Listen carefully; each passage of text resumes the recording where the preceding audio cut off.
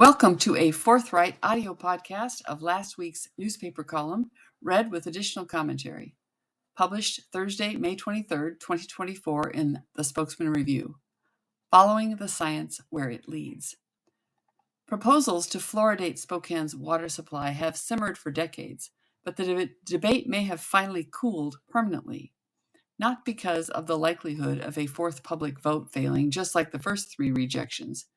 Not because of the high cost to install, operate, and maintain a system to inject fluorosilicic acid into Spokane's 8 well stations. Science has been doing its job, asking questions and following the data where it leads, even if it debunks a heretofore mainstream narrative. The headline on the press release from the Keck School of Medicine at USC makes the conclusion as clear as fresh spring water. Quote, fluoride exposure during pregnancy linked to increased risk of childhood neurobehavioral problems, study finds, end quote.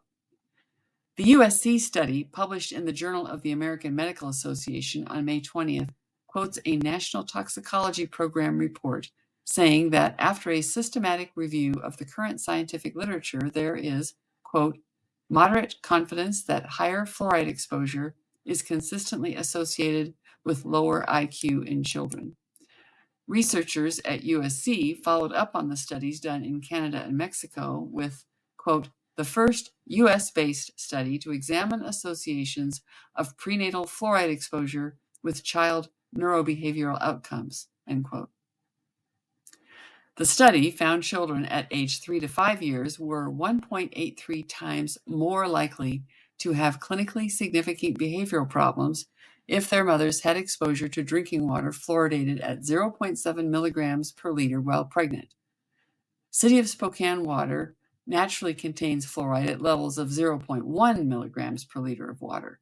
According to the CDC, optimal fluoridation is 0.7 milligrams per liter. It's useful information, but science alone cannot dictate actions. Policy decisions are about trade-offs. In this case, the trade-off of negative impacts on vulnerable prenatal humans, developing brains, for potential positive impacts on postnatal humans' teeth.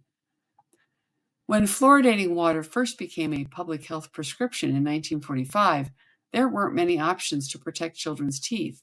A common substitute for expensive store-bought concoctions was a mixture of salt and baking soda. Toothpaste with fluoride wasn't on the market until the mid-1950s.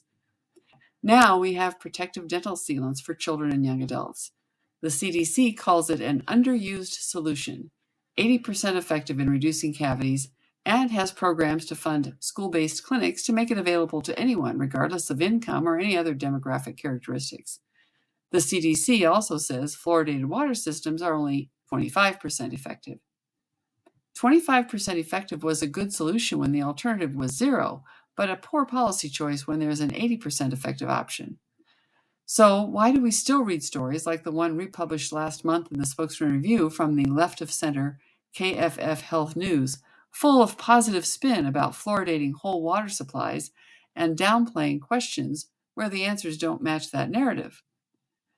Because actually following the science is hard. Science requires a willingness to question assumptions, and in a polarized political atmosphere, it is extremely difficult to go against the popular narrative at risk of being labeled a heretic. In the case of mass fluoridation, some of the early objectors were painted as tinfoil hat conspiracists who saw a communist behind every bush. While there wasn't a Soviet plot to poison America, the well-meaning effort to solve the very real problem of poor dental health by fluoridating entire water supplies became entrenched as the consensus point of view. Once the science has solidified into a consensus, it becomes ideology. Municipal fluoridation has become an article of faith on most of the political left in a reaction to the original objections coming primarily from mostly the political right. Now, anyone who denies the benefits or raises questions about the unintended consequences may be accused of having no compassion for marginalized people or being a science denier. The Spokane City Council received a report in June 2023 identifying the economic costs of fluoridation. With a price tag of $11 million in 2023, just for the capital costs, The council said no thanks in a letter to Marlene Feist, Director of Public Works, on October 16th. Then City Council President Lori Kinnear and Councilmember Michael Cathcart advised, quote, "It is the intent of the undersigned City Council members to table indefinitely any plans for financing and implementing a citywide water fluoridation system without approval of the voters of the City of Spokane," end quote. Given the current state of the city budget, that's not likely to happen soon. Given the increasingly negative results of scientific inquiry into the safety and effectiveness of municipal fluoridation, it's unlikely to happen ever. Advocacy groups opposed to municipal fluoridation petitioned the EPA for a science-based approach, appealing under the Toxic Substances Control Act. The process ended up in U.S. District Court in Northern California, where a judge heard 10 days of testimony in February 2024 on the negative effects of fluoride on human populations. Judge Edward Chen's decision is still pending. The science from the Keck School of Medicine says, quote, "These population-level findings add to existing evidence from animal studies showing that fluoride can harm neurodevelopment," end quote. And USC scientists plan to continue studying the impacts on human populations. Following the data where it leads is what science does best. Fluoridating the water supply has been a much debated topic in the city of Spokane for as long as I can remember. This column also gave me an opportunity to play off a pet peeve on how the science is misused. Science is about asking questions. It's about making a prediction and then looking for evidence to disprove the hypothesis, like playing the board game Clue.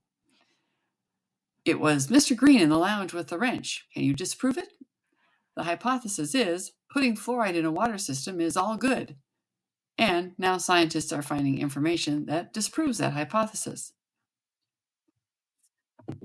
That was the end of the column. And there was feedback on this one, and I'm going to read a few of those here. First, and not surprisingly, was a nice note from Safe Water Spokane, for whom blocking fluoridation has been a political focus. And they wrote, "On behalf of Safe Water Spokane, our volunteer group that's led the opposition to fluoridation since it was first proposed, thank you for your column in the Spokesman Review. It's readily apparent that you've done a fair amount of research into this subject beyond the latest study published in JAMA. It's also apparent that you've kept an open mind instead of accepting without question the safe and effective narrative of the American Dental Association, American Academy of Pediatrics, and the CDC, the main promoters of fluoridation. The famous suffragette Lucretia Mott had a saying that describes our thinking: truth is my authority, authority is not my truth. We wish more people would be willing to speak truth to power on fluoridation the way you have. Thank you again. We very much appreciate your efforts. Sincerely, Safe Water Spokane." And I appreciate that. I did not write the column because of Safe Water Spokane. I wrote it because this is something I've been interested in, and I just keep turning up more information. This came from an individual reader named Jeremy. "Thank you so much for laying it out so clearly in your spokesman article about the fluoridation foolishness. Very reasonable and even-handed of you. I especially appreciate when writers let science speak for itself rather than throwing around vague phrases like 'it's the science' and 'follow the science.'" And Jeremy, I agree. I think there's too much of this follow the science as if it was some magic oracle that told us what to do. Science gives us information. We still have to decide how to act on it. And then this from Bill Osmondson, who is active in some fluoride awareness efforts, which I had to look him up to find that out. But here's his letter. "I am a dentist with a master's degree in public health in Bellevue, Washington, opposed to fluoridation for several reasons: lack of significant benefit, lack of FDA CDER approval, 2 out of 3 are ingesting too much fluoride, lack of freedom of choice, risks to teeth, bones, brains, and every cell of the body. As a dentist, I promoted fluoridation for about 25 years, and the science and ethics changed my mind. The fluoridation lobby claims safe and effective, but they don't include the treatment of dental fluorosis or any harm from fluoride as an expense. Sort of like adding all a person's bank deposits without any of the checks and then claiming the person has plenty of money in the bank. We wrote an article which has been peer-reviewed and in pre-publication. In other words, the editor sent it out for peer review, and one reviewer said it was fine, and another one has slight changes. The editor may make or request some additional changes, but those should be minor. I trust you will have time to read it." And he did include a link to the article that he has written, and Bill, I did read it. I've included the link to the print on the Substack page, and I thank you for sharing your work and for following the science where it led you. As always, reference links are included on the Substack post to this week's background reading, and there was a lot of it. You are invited to subscribe for notifications of new content on a variety of regional topics, and sometimes national topics, with or without a pledge. Thank you for listening.